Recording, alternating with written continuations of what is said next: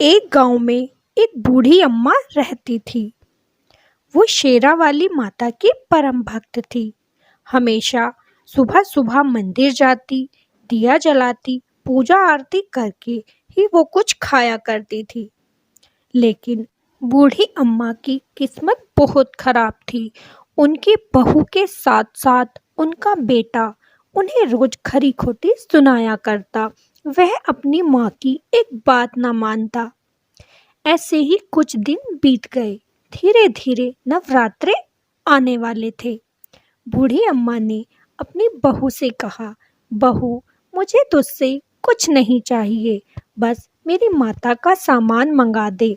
मेरे नवरात्रे शुरू होने वाले हैं, मैं उनकी पूजा करना चाहती हूँ। इस पर बहू बहुत ज्यादा गुस्सा हुई और बोली, अच्छा, तेरा खर्चा क्या कम है जो अब तेरी माता का सामान भी मैं ही मंगा कर दूंगी? तुझे पता नहीं घर में कितने खर्चे बढ़ गए हैं। ऊपर से तेरे ये खर्चे, ना बाबा ना, मैं तो बिल्कुल ना करूं। बूढ़ी अम्मा की आंखों में आंसू आ गए। उसने अपनी नम आंखों से अपने बेटे की ओर देखा, लेकिन बेटा उससे पहले ही बोल उठा, माँ, तुम जानती तो हो घर में कितना ज्यादा खर्चा हुआ है। ऊपर से फसल भी अच्छी नहीं हुई और तुम्हें ये फिजूल के खर्चे की पड़ी है। ऊपर से तुम व्रत रखोगी तो बीमार हो जाओगी, उसका खर्चा अलग से होगा। माँ, रहने भी दो, बस भी करो। और चिल्लाकर खेत में चला गया। बेचारी बूढ़ी अम्मा माता के आगे बैठकर रोने लगी और माता से कहने लगी, हे माता, मुझे माफ करना, मुझसे जितना बन पड़ेगा मैं जरूर करूंगी। और अगले दिन सुबह से ही बूढ़ी अम्मा ने स्नान किया और मंदिर गई, पूजा आरती की और व्रत शुरू कर दिया। लेकिन जब वह घर आई तो देखा कि बहू और बेटा अपना सामान बांधे हुए बैठे थे। बूढ़ी अम्मा को देखते ही बोले, अरे अम्मा, मैं कुछ दिन के लिए अपनी ससुराल जा रहा हूँ। मेरे साले की शादी है तो मैं कुछ दिन बाद ही लौटूंगा। तुम घर के साथ साथ खेतों का भी ध्यान रखना। लेकिन उसकी पत्नी तुरंत बोल उठी। वह बोली, अरे नहीं नहीं जी, माँ दुखी हो जाएगी। रोज जंगल से घर आएगी और घर से जंगल जाएगी। क्यों ना तुम जंगल में ही इनका बोरिया बिस्तरा थमा आओ, जिससे इन्हें कोई दिक्कत ना होगी और ये खेत की रखवाली अच्छे से कर लेंगी। बेटे ने एक पल भी ना सोचा। वह अपनी अम्मा का बोरिया बिस्तर उठाकर जंगल में ले गया और एक खेत में एक झोपड़ी पर उनका बोरिया बिस्तरा रख दिया और बोला, माँ, खेत की अच्छे से देखभाल करना, हम कुछ दिन में आ जाएंगे। ये सब कहकर वह माँ के पास से चला गया। बेचारी माँ उसे एकटक देखती ही रह गई कि मेरा बेटा आज मुझे जंगल में छोड़ गया, अब तो मेरा बाकी का जीवन यहीं पर बीतेगा। और शेरावाली माता के सामने बैठकर रोने लगी। लेकिन बूढ़ी अम्मा ने फिर भी हिम्मत नहीं हारी। वह वहां पर भी माता का पूजन करती, खेत की देखभाल करती और अपना व्रत खुशी खुशी कर रही थी। उधर शेरावाली माता ने देखा कि उनकी भक्त उनसे कितना प्रेम करती है। वह उनके लिए जंगल तक आ गई और भूखी प्यासी रहकर मेरी भक्ति कर रही है तो माता से ना रहा गया। वो एक औरत का वेश बनाकर और अपने शेरा को एक बच्चे का रूप धारण करवाकर धरती लोक पर आ गई। चलते चलते दोनों उस बूढ़ी अम्मा के पास आए और बोले, अम्मा, क्या कुछ खाने को मिलेगा? मेरा बेटा बहुत भूखा है और अभी मुझे बहुत दूर जाना है। क्या मैं तुम्हारे खेत से कुछ चने तोड़कर अपने बच्चे को खिला दूं? तभी बूढ़ी अम्मा बोल उठी, नहीं, बिल्कुल नहीं, तुम ये चने नहीं तोड़ सकती। इस पर माँ बहुत हैरान हुई। उन्होंने सोचा, बूढ़ी अम्मा मुझसे इतना प्रेम करती है, फिर ये इतनी क्रूर कैसे हो सकती है?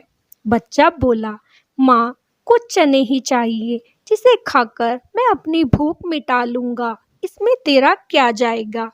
तभी बूढ़ी अम्मा ने कहा, नहीं बेटा, अगर तुम कच्चे चने खाओगे तो तुम्हारी तबीयत बिगड़ जाएगी। मैं अच्छे अच्छे चने तोड़कर लाती हूँ और उन्हें चूल्हे पर भूनकर तुझे खिलाती हूँ। ये बात सुनकर माता और वो बच्चा बड़ा खुश हुए।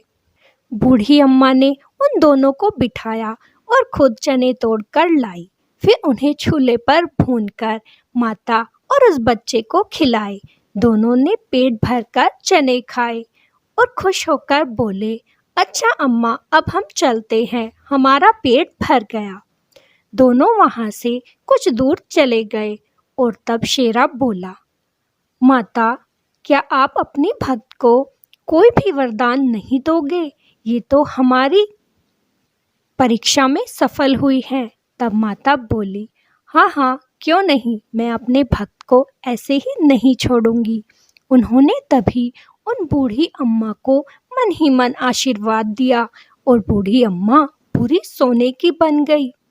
जब बूढ़ी अम्मा सोने की बन गई तो उन्हें इस बात का बिल्कुल भी अंदाजा न था कि वो सोने की बन चुकी है। वो रोज की तरह पूजा करती और मंदिर जाती।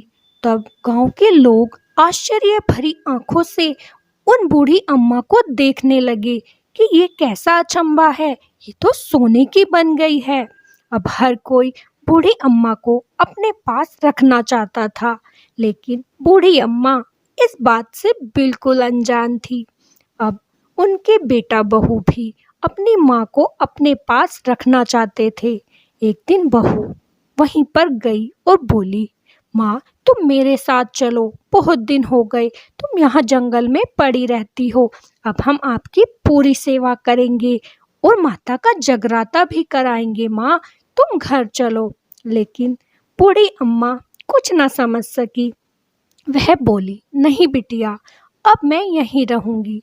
मेरी कुछ ही उम्र बची है, वो मैं माँ के चरणों में बिता दूंगी, लेकिन मैं घर नहीं जाऊंगी। बहू ने बहुत जिद की, लेकिन बूढ़ी अम्मा उसके साथ नहीं गई। बूढ़ी अम्मा को नहीं पता था कि वो उससे नहीं, उसके सोने के शरीर से प्रेम करती है और इसीलिए उन्हें घर ले जाना चाहती है। लेकिन फिर भी बूढ़ी अम्मा ने उसे साफ साफ मना कर दिया। उधर बहू लालच के चलते अपनी बूढ़ी अम्मा को साथ ले जाना चाहती थी, लेकिन तभी उसी वक्त बूढ़ी अम्मा शेरा वाली माता के चरणों में बैठकर उसने अपना सर उनके चरणों में रख दिया और देखते ही देखते बूढ़ी अम्मा के प्राण पखेरु उड़ गए और वो माता के पास चली गई और उधर बहू देखती ही रह गई और उसके हाथ से सब कुछ निकल गया। तो हमें हमेशा निस्वार्थ भाव से भगवान की पूजा करनी चाहिए। और मैं उन बहू बेटाओं को भी कहना चाहती हूँ कि उन्हें अपने सास ससुर और माता पिता की अच्छे से सेवा करनी चाहिए, क्योंकि वो ही हैं जो हमें पाल पोस कर इतना बड़ा करते हैं और उनके अंतिम समय में हम उनका साथ भी नहीं दे पाते। तो कृपया इस कहानी से कुछ सीखिए और अपने माता पिता की अच्छे से सेवा कीजिए। फिर मिलेंगे। राधे राधे। जय श्री कृष्ण।